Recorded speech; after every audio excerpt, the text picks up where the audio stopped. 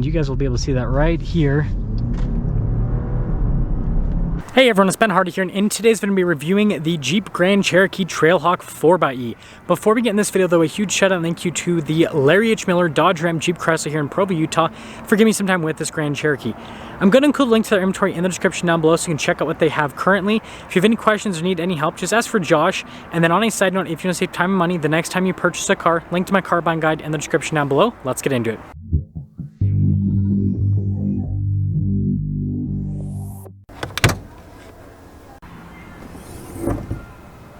Under the hood, we have a turbocharged 2-liter 4-cylinder paired to an 8-speed automatic transmission and a plug-in hybrid system. Total system output is 375 horsepower and then 470 pound-feet of torque, with the MPGe rating being 56. And then your MPG rating without any hybrid assist is 23 miles per gallon. And then if you just want to drive on electric power only, you've got 26 miles of driving range. Now, before we go over the front end, I do want to mention, if you want to see more videos just like this, then I recommend you subscribe because I post content every single day. So first off, we got the Trailhawk decal here on the hood, which looks really cool. And then you guys can see the blue accenting around the Jeep logo. And at first I thought this was black. Nope, this Trailhawk is blue. And then you guys can see there with the amber light, and then notice with our LED headlights, we also have the fog light down below, and then a parking sensor integrated into that. We've got the blue tow hooks to also signify it's a 4XE. Jeep's signature front grille here, and I think it looks pretty cool. Now, I do have the suspension raised in the highest height, which gives us about 11.3 inches of ground clearance. Coming around the side here, our tire and wheel setup is 265/60/18 in the front and over in the rear as well. And then you guys can see with the wheels, they have that rugged off-roader appearance. Now, the Trailhawk does come standard with air suspension, and that's why it's raised so high. Pretty cool looking fender flares here. Notice we've got our Grand Cherokee badge on the side, and then our trail rated 4x4 again with the blue. And then notice that the mirror caps are actually blacked out, which is kind of hard to tell again because this is such a blue-black vehicle. But anyways, when you put it all together, I think this looks cool, especially raised up. It has this like sweet lifted appearance, but even when it's like lower, it still looks good. Now here's our key fob. We have our unlock function, our lock function, remote start, the opening here for the hatch, and then the Jeep logo there in the back. But we'll press that a couple times and it'll pop it right open. Now, popping into the rear, just like other Grand Cherokees, we got tons of storage space here in the rear, and we even have more underneath with our spare tire. And then we got our charging cable and everything for the 4xE system. 12 volt here, and then this is to lower down the hatch. But yeah, tons of practicality, and I guess we'll just press that right now. Really cool looking taillights here on the Grand Cherokee. Notice it goes into the Jeep badge. We got our 4xE badge down below, and then Trailhawk badge as well, and then another blue tow hook.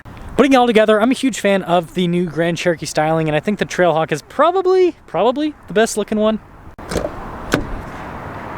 Now, popping inside, you guys can see the darker trim right here, and then look at the silver trim down below it, and then we've got the padding with the blue contrasted stitching. Door lock and unlock with our window control as well. And then taking a look at the seats, look at the blue stitching there, and then you guys can see with the inserts there in the center, definitely a cool aesthetic.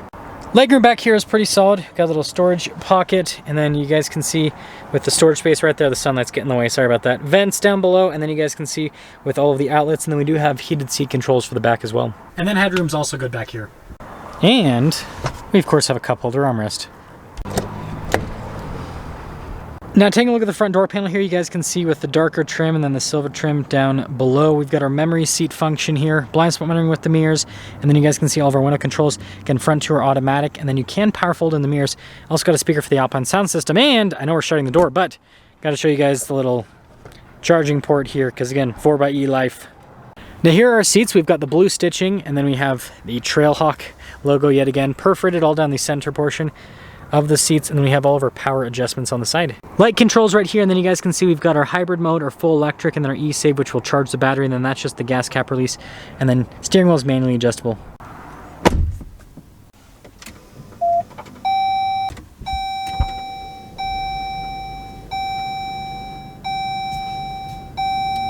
Now, taking a look at the steering wheel, you guys can see really nice padding all around. You got the blue stitching here in the center portion, another Trailhawk badge, of course. We've got a regular cruise control with our adaptive cruise control, controls for the center stack, phone controls on top of that. Paddle shifters here in the back for the 8-speed automatic. Below the paddles in the back of the steering wheel, there are radio controls. And we have our turn signal stalk, and then our windshield wiper stalk. Now we've got our full digital gauge cluster here. Over on the right side, you guys can see that it shows us like how much charge we have and then our range and everything, which is important, right? So you know how many electrons you can burn up with your drive. But in the center, we can scroll through a bunch of different bits of info on the Grand Cherokee itself. Pretty standard stuff with that. And then we do have some different drive modes. Got some animations for it. We got a sport mode, we got an auto, snow mud, sand mud, and then also snow mode, then a sand mud, then a rock crawl mode. I got them mixed up a little bit, but anyways, there's the drive modes. 360 backup camera, so you guys can see trajectory lines turn with the steering wheel, and then you've got the Jeep right there, and then notice all of the different camera viewpoints, which is pretty sweet. As for the rest of the infotainment screen, first off, response time with the screen itself is really solid. I mean, you can see pretty much everything pops up instantly.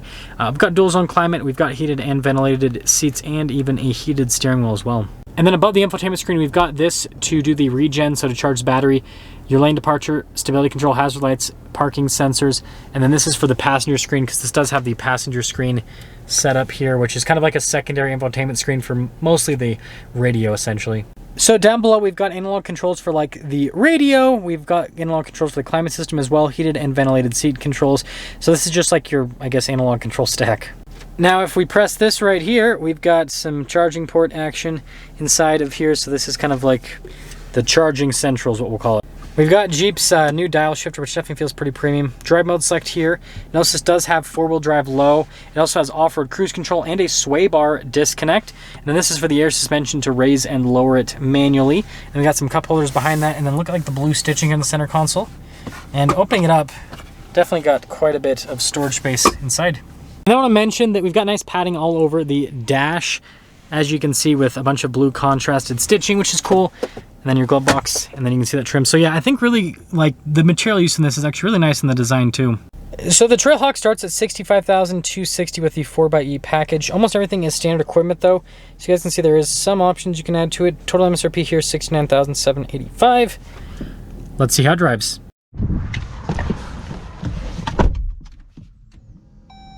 Well, let's talk about visibility before we set off. Here's visibility over the hood. Both of the mirrors are do blind spot monitoring, and then throughout the rest of the rear. And we're going to turn off the heated steering wheel, by the way. Also, we're going to lower down the air suspension to the normal setting, because obviously you're going to use that off-road setting if you're trying to do some rock crawling, because when you're at the top of airbags, it makes it so it's, you know, a little bit stiffer with the ride. But anyways, let's talk about this Grand Cherokee 4xE Trailhawk, because if you guys follow the channel, you know that I bought my wife a Land Rover Defender that has been super reliable. Nothing's happened with it. I'm sarcastic. It broke down in like the first 150 miles. So like, you know, I was also looking at this for her. And so let's talk about if I should have bought this, and you know, maybe I should trade, right? Should I get rid of the Defender? First off, with the regen on, it's super prominent. Like, it's basically one pedal drive. It's pretty sweet. Now seat comfort's pretty good in this as well. The bolstering's pretty open, so if you're a larger person, you'll fit in these seats pretty well. And I like to have like suede inserts on seats, actually. I think that I don't know, I feel like it makes the seats stay more neutral temperature wise, and so it just makes them more comfortable, just based on the fact that they're, again, more neutral the temperature. But let's get up and move here.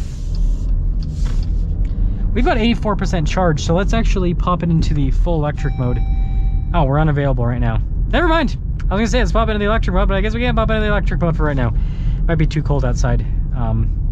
But yeah, that regen is really aggressive with it. Like I'm basically doing like a one pedal drive setup. Let's pop it into sport mode here. Now with this 4xE powertrain, it's pretty potent when it comes to acceleration, and you guys will be able to see that right here.